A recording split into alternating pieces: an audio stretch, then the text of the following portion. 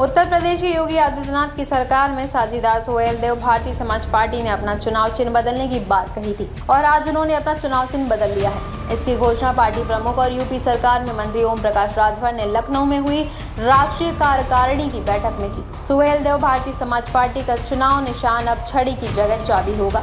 चुनाव चिन्ह बदलने की वजह राजभर ने बताई कि विधानसभा और लोकसभा चुनाव में विपक्षी दल उनके प्रत्याशी के खिलाफ हॉकी निशान से डमी प्रत्याशी उतार देते थे। इसकी वजह से हर विधानसभा सीट पर उनकी पार्टी को नुकसान होता है और हर विधानसभा सीट पर औसतन 4 से 6 हजार वोट छड़ी की जगह हॉकी को मिलते थे। कुछ ऐसा ही बीते लोकसभा चुनाव में हुआ था, जब घोसी सीट पर हॉकी चुनाव निशान वाली महिला प्रत्याशी को 48,000 से ज्यादा वोट मिल गए थे। यूपी सरकार में मंत्री ओम प्रकाश राजभर ने कहा कि चुनाव निशान छोड़कर बाकी कुछ भी नहीं बदलेगा। पार्टी का नाम सुहेल देव भारतीय समाज पार्टी और झंडे का रंग पीला ही रहेगा। संगठन के लिहाज से सुहेल देव भारतीय समाज पार्टी में एक प्रदेश अध्यक्ष के अलावा 4 अलग अलग क्षेत्रों के क्षेत्रीय अध्यक्ष पार्टी के संगठन चलाएंगे। बताते चले कि 2024 में लोकसभा चुनाव में ओम प्रकाश राजभर की पार्टी एनडीए में शामिल हो गई थी। सुभाषपा के इस कदम को पार्टी प्रमुख ओम प्रकाश राजभर के बेटे अरविंद राजभर की लोकसभा में मिली हार से जोड़कर देखा जा रहा है।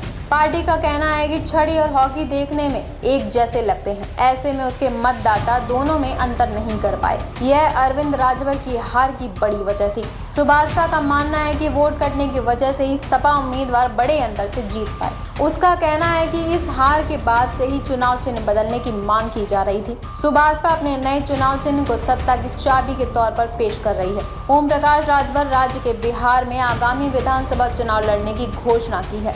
लखनऊ में हुई सुभाषपा की राष्ट्रीय कार्यकारिणी की बैठक में राजभर को फिर से पार्टी के राष्ट्रीय महासचिव और राष्ट्रीय कोषाध्यक्ष के रूप में चुना गया है। उन्होंने पार्टी के नेताओं से आगामी पंचायत चुनाव और उत्तर प्रदेश विधानसभा चुनाव की तैयारी शुरू करने को कहा है। क्या नया चुनाव चिन्ह चाबी ओम प्रकाश राजभर की चुनावी किस्मत का बंद ताला खोल पाएगा?